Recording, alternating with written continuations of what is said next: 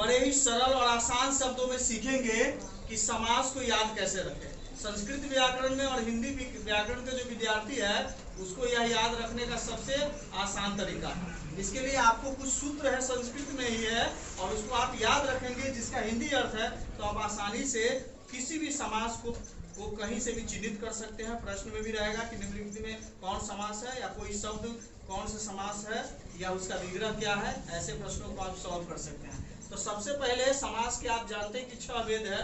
पहला जो आता है अव्ययी भाव समास, तो उसका है कि पूर्व पद प्रधानो अव्ययी भाव, अर्थात जिस समास का पहला पद प्रधान हो वही अव्ययी भाव हो। तो कैसे? तो आप उप, अनु, अधि, अनु, उप, आ, ये शब्द जिसके पहले आ जाएगा तो आप देख लीजिएगा कि वह अव्ययी भाव समास होगा, क्योंकि उससे बना जो शब्द होगा वही अव्ययी भाव समास होगा, उसका पूरा पद भी अव्यय होगा।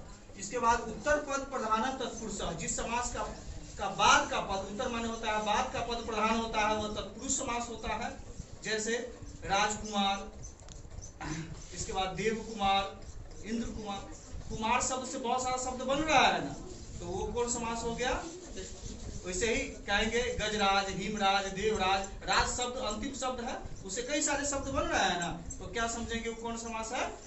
तत्पुरुष समास है।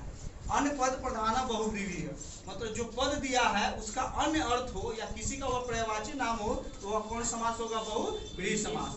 जैसे चंद्रशेखर, तो चंद्रशेखर बहुव्रीहि समास है, क्योंकि वह किसका अर्थ है? क्या है चंद्रशेखर का? भगवान शंकर। जैसे एक दंत, लंबोदर, ये सब कौन समास है? बहुव्रीहि समास। उसी प्रकार विशेषण विशेष्यो कर्मधारा, पहला पद विशेषण और अंतिम पद विशेष्य हो, जिसकी विशेषता बताई जाए उसको विशेष कहते हैं, तो वह कौन समास होगा? कर्मधारय। जैसे नील कमल, कमल की विशेषता क्या है? वह नील है। पीत वस्त्रम, वस्त्र की विशेषता क्या है? वह पीला है। उसी प्रकार संख्या पूर्वे दुगी, जिस शब्द के पहला देख लीजिएगा संख्यावाची शब्द है वो कौन समास हो जाएगा?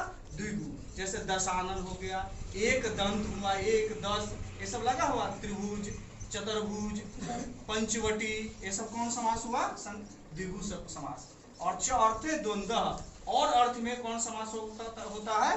वह द्वंद्व समास होता है। जैसे दो शब्द रहेगा, बीच में डैश चिन्ह रहेगा, योजक चिन्ह, तो समझेंगे कौन समास है? द्वंद्व समास। जैसे राम लक्ष्मण, सीता राम, है ना। हिंदी में कहते हैं भाई बहन, लोटा डोरी, ये सब शब्द जो है वह कौन समास हो गया?